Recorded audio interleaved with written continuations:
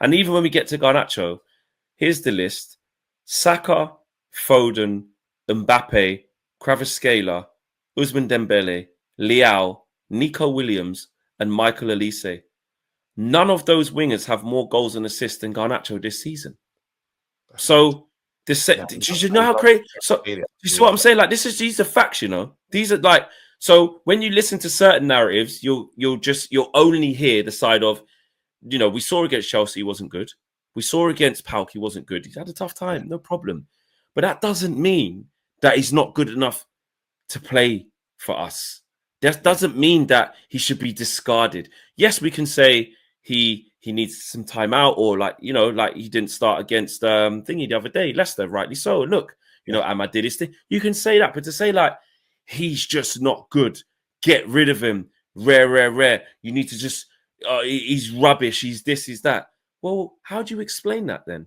How do you explain that at this current time, if you're putting him up against the best, and I'm not saying he's better players than these people, but if you're putting him up people that are considerably older than him and more experienced and just better, at this stage of the season, by November the 12th, he's currently having better season than these guys. So that means something. Yeah. Like, well, you know what? Football just goes in these little. It goes in these little moments, right? Like, exactly. Just imagine, yeah. Maddison can't get into the Spurs team as the. Oh, remember when we was with Big Six when me and Toby was screaming at each other. Remember we were screaming at each other in the front room. This idiot tried to tell me about Maddison versus Bruno and all this. Now Maddison can't even get it. Look at him. Can't. Ridiculous. But it just goes in moments, though. That's the only thing, right? So right now it's popular. He's in a bad. Garnacho is in a. I think he's up and down. It's hard when you say, obviously, Garnacho's like this or what. Well, I don't know what everyone is saying really, but then they're gonna with young players, there are good moments, bad moments. Like even Cole Palmer has to change his game. Now they're calling him lukewarm Palmer and all that. There you go. But then it's normal as a young player. Scoring 4 in a game. Seen done a madness. Kobe's gonna do that. The start of the season, we saw Kobe and we said, "Oh," but guess what? It's about being young, and then after you want these players to reach this level of consistency when they just perform fantastic every single time. And that's the world-class element. That's why you can say, well, Saka, that's why he's world-class. Let's just have it right. He's always done this. He just delivers. And then there's other players that show signs of you could be good, but then you might fall by the wayside. You know, there was a good couple years of Rashford where you're saying, well, is he on the periphery of being world-class? And then he just can't meet the standards. But I think it's too soon. Like people saying Januzaj versus Garnacho, we've seen Garnacho do way more than Januzaj in a Man United shirt, way more. But we don't want to do that. I think it's more trendy to go with that, with the nonsense of Januzaj's a way better player. Why didn't he work at Man United? Why was the shirt too big for him? Exactly. Like you always have to take that. Always have to take that into account. When I laugh with Said and say, "Well, I get Sancho is on the ball, tech, everything, a better player than Garnacho," but then look at his application.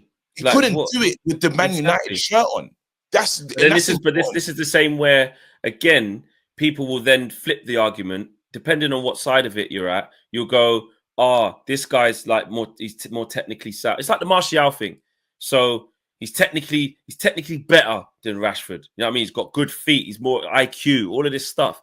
But what was his application? Like how available was he? What was his desire? Like it has to be, you can't just only have one side of it. You can't not bust the gut. You can't not apply yourself, but just live off, you got silky touch.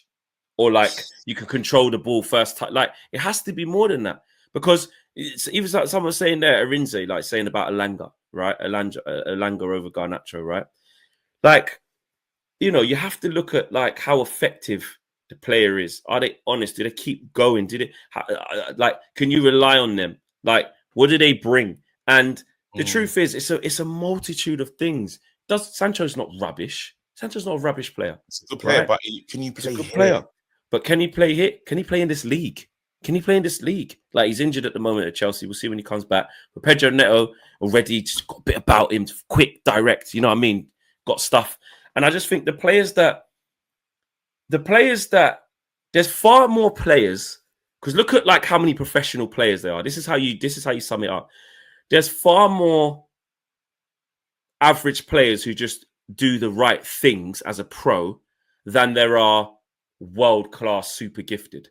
Do you know what I mean? So like when you're looking at the Ballon d'Or winners or elect, it's a select few out of thousands of professional footballers around the world in top leagues, in top divisions. I'm talking team 1 to 20 in all the top leagues. Yeah, because they all could be considered for the Ballon d'Or if they were good enough. Yeah. But there's far more players in football that have long careers that just apply themselves. It's all about their application and their mentality over just, they're just so fucking good. Jesus, look how good. Absolutely. There's not, for every Lamine Yamal, what is it? Lamine Yamal. Yeah.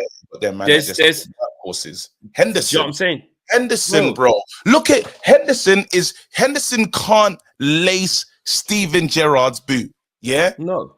The effectiveness of that player, Sunderland. Yeah? Let's have it. We got our manager talking about his gait and his run and stuff, bro.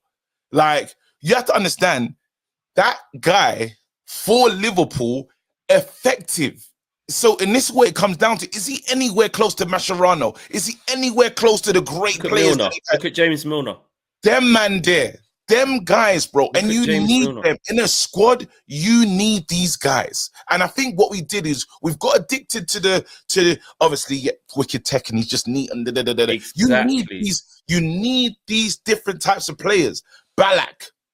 Is he as wonderful on the ball and that you look at him, you think, like these players are you sprinkle them with the Mavericks, and then that's when you create a raw team. You know, and that's what we're forgetting that, and we want everyone to do the same thing, or everyone to be the tactical, the tech specialist. Correct, and it's like, bro, this is it, KG. Everyone who knows ball properly, knows that it's overwhelmingly in the favor, high percentage of application and mentality over the actual talent. Like the talent is one side of it. That's why you get the stories of Adel Taarabt. That's how you get the stories of Ravel Morrison. That's how you get the stories of, you know, that this guy was this, but just never went on to do X or never went on to do Y. Versus man like Gareth Barry, who just could come and prove and play nearly 700-800 games or whatever he's played. You know what I'm saying? Like, and I'm not saying they got no tech. I'm not saying they got no tech. But no, not that. You know what I mean? Versus a man like, I don't know. This is gonna sound crazy what I'm saying here, but hear me out. People like Kevin Nolan, who had long careers. Mark Noble, Mark Noble. Look at the career that he had. Yeah, he wasn't as talented as a bagger man he probably seen come and go. You know what I mean? Dimitri Payet. Look at someone like Dimitri Payet. He came through West Ham, then he kind of went out. Couldn't lace it. You know, Johan Cabaye came through in that little period when he was at like Newcastle. It was very rough. But like the application of being a pro, top level pro, and the longevity. There's people who have top careers, bro. Steve Sidwell played bare games. Like, do you know what I mean? So they couldn't lace. I remember McBride. These players couldn't. Them man couldn't lace Pogba's left toenail.